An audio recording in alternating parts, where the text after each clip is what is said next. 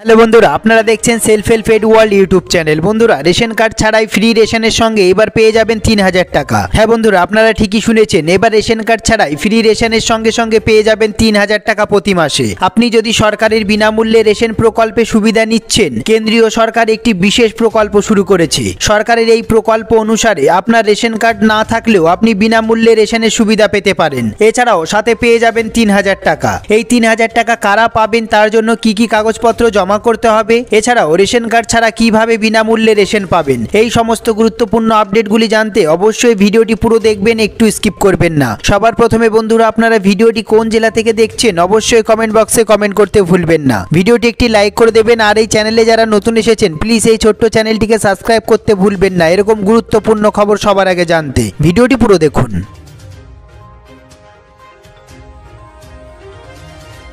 সবার প্রথমে আমরা দেখে নেব, কেন্দ্রীয় সরকার ফ্যামিলি আইডি চালু করছে। এই ফ্যামিলি আইডির মাধ্যমে আপনারা বিভিন্ন প্রকল্পে সুযোগ সুবিধা পেয়ে যাবেন একটি কার্ডের মাধ্যমে। বন্ধুরা, পারিবারিক পরিচয়পত্রের ভিত্তিতে রেশন পেতে সুবিধাভোগীদের জন্য রেশন কার্ডের প্রয়োজন হবে না। রেশন কার্ডধারীদের শুধুমাত্র পারিবারিক পরিচয়পত্রের ভিত্তিতেই রেশনের সুবিধা পেতে পারবেন।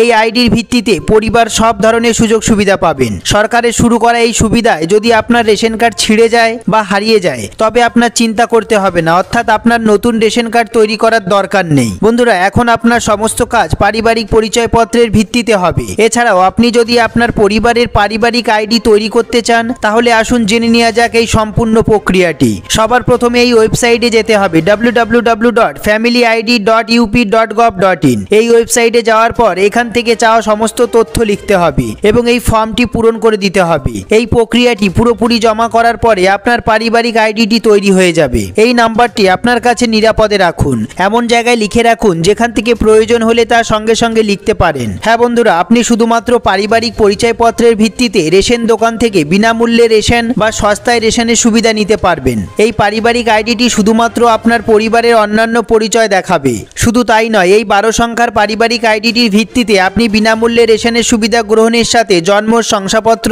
কাস্ট সার্টিফিকেট বা আয়ের শংসাপত্রের জন্য আবেদন করতে পারবেন। সবথেকে গুরুত্বপূর্ণ বিষয়টি হলো, তবে কেন্দ্রীয় সরকার পরীক্ষামূলকভাবে এই প্রকল্পটি আপাতত উত্তরপ্রদেশ সহ বেশ কিছু রাজ্যে চালু করেছে। হ্যাঁ বন্ধুরা, আমাদের রাজ্যেও খুব তাড়াতাড়ি চালু হবে বলে আশা করা যাচ্ছে।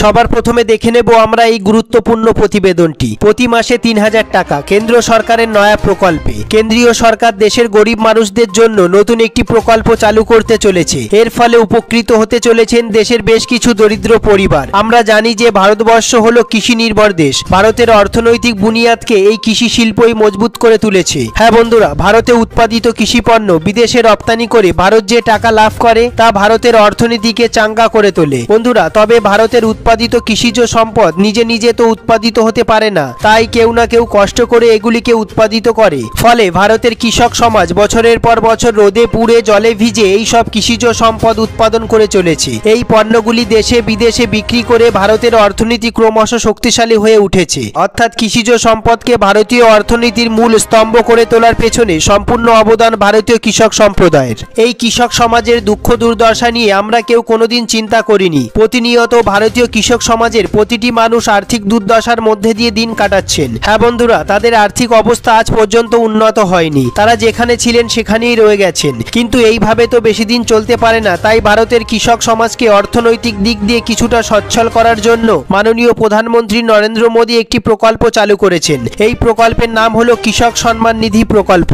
এই প্রকল্পের মাধ্যমে দেশের প্রতিটি কৃষক পরিবার বার্ষিক 6000 টাকা করে ভাতা পাবেন। এছাড়াও তাদের চাষের কাজে কোনো টাকার অভাব যাতে না হয় সেই জন্য কেন্দ্রীয় সরকার দেশের প্রতিটি দরিদ্র কৃষককে অল্প সুদে কৃষিভিত্তিক ঋণ দানের ব্যবস্থা করেছে। তাই শুধু নয়, তিনি আরও এক ধাপ এগিয়ে ভারতীয় কৃষক সমাজের একটি সুনিশ্চিত ভবিষ্যৎ গড়ে তোলার উদ্দেশ্যে সমস্ত গরিব কৃষককে তাদের বয়স 60 বছর হওয়ার পর মাসিক 3000 টাকা করে পেনশন বা ভাতা দেওয়া শুরু করেছেন। হ্যাঁ বন্ধুরা, যাতে 60 বছর বয়স হওয়ার পর কৃষকরা যখন আর পরিশ্রম করে টাকা আয় করতে পারবেন না, তখন এই পেনশনের টাকায় যাতে তাদের বৃদ্ধ বয়সে জীবন কাটাতে পারেন। নতুন এই প্রকল্পের নাম হলো প্রধানমন্ত্রী মানধন যোজনা প্রকল্প। তাহলে চলুন এই প্রকল্প সম্বন্ধে বিস্তারিতভাবে জেনে নেওয়া যাক। এই প্রকল্পের সুবিধা পাওয়ার জন্য প্রয়োজনীয় যোগ্যতা কি কি লাগবে। এই প্রকল্পের জন্য আবেদনকারী প্রার্থীকে অবশ্যই ভারতের স্থায়ী নাগরিক হতে হবে। এই প্রকল্পের জন্য আবেদনকারী প্রার্থীকে কৃষক হতে হবে, অর্থাৎ কৃষিকাজের সঙ্গে যুক্ত থাকতে হবে। এরপর আমরা দেখব কৃষকের বয়স 18 বছরের ঊর্ধ্বে হওয়া আবশ্যক।